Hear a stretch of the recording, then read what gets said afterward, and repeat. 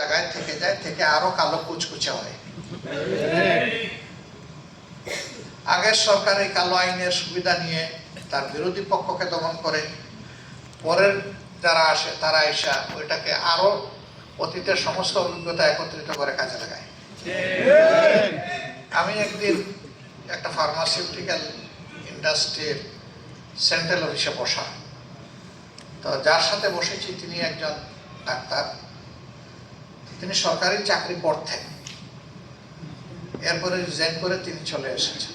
বললেন যে আমাকে নিয়ে দিছে অমুক জায়গায়, আল্লাহ যদি কোনোদিন সুযোগ দেয় ওদেরকে পাঠাবো তালপট্টিতে।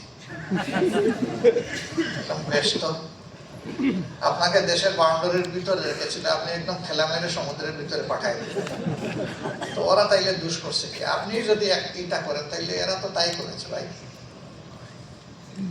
এই যে মানে সবসময় নিজের দিকে টানার যে রাজনীতিটা, এই রাজনীতি কার্যত আমাদের দেশের অগ্রগতিকে কোমরে দড়ি বেঁধে পিছনের দিকে বেঁধে রেখেছে, সামনে যাওয়া যাচ্ছে না। আর যেটুকু বা ডেভেলপমেন্ট হচ্ছে সেখানে ব্যাপক ভিত্তিক দুর্নীতি হচ্ছে। কোনো একটা ছোট প্রকল্প তার স্টিপুলেটেড টাইমের ভিতরে শেষ হয় না। এটা হয় না যারা এই প্রকল্প অনুমোদন করে দিয়েছেন তাদের কারণেই হয় না, কারণ তাদের পেটের আংশিক ভরেছে, বাকিটা এখনো খালি আছে। টাইম বাড়লেই বাজেট বাড়ে, যৌক্তিক কোনো কারণ নাই যে কেন এটা দীর্ঘায়িত হবে। আর যদি সময় লাগবে তো আগে কেন এই টাইম সামনে রেখে আপনারা সময় ফ্রেম বাঁধেন নাই? এটা একেবারেই পরিষ্কার নেকাট যে শুধুমাত্র একটা গোষ্ঠী বা কিছু ব্যক্তির সাথে রাষ্ট্রকে ফুকলা করার জন্য, লুটপাট করার জন্য এগুলা হয়ে থাকে। এর সাথে আপনাদের কোনো সম্পর্ক নাই, কারণ আপনারা পুলিশ লেভেলে নাই।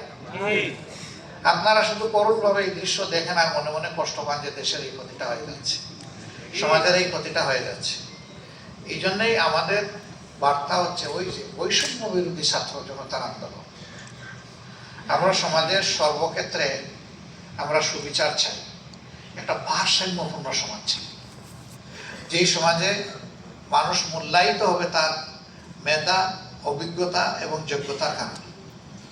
এখানে কোনো দল দেখা হবে না, এখানে পলিটোক্রেসি চলুক, এটা আমরা চাই না। আমরা চাই মেরিটোক্রেসি চলুক। মেরিটোক্রেসির স্লোগানকে আমরাই শুধু দিই না, অনেকেই দেন। কারো কথা শুনে মানুষ বলে যাচ্ছে দেখি তারা গেলে কি করতে পারে, মেরিটোক্রেসি হয় কিনা।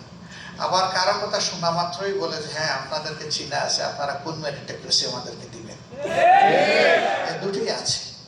কেন রাজনীতিবিদদের ব্যাপারে মানুষের এই দুর্বল, এই কষ্টদায়ক ধারণাটা হবে কেন? যদি রাজনীতিবিদরা স্বচ্ছতার জায়গায় থাকেন তাহলে জনগণ অবশ্যই তাদেরকে রেসপেক্ট করবে। এখন আমাদের সমাজটা হয়ে গেছে এমন যে সবাই চতুর্দিকে এখন শুধু অধিকার আদায়ের স্লোগান তুলে। আপনারাও আশা করি মাঝে মধ্যে তুলেন, কারণ তুলতে তো হবে, না তুললেও হয় না।